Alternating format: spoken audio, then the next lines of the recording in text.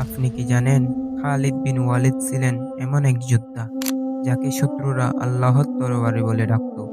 চলুন শুনি খালিদ বিন ওয়ালিদের সেই অবাক করা ঘটনা।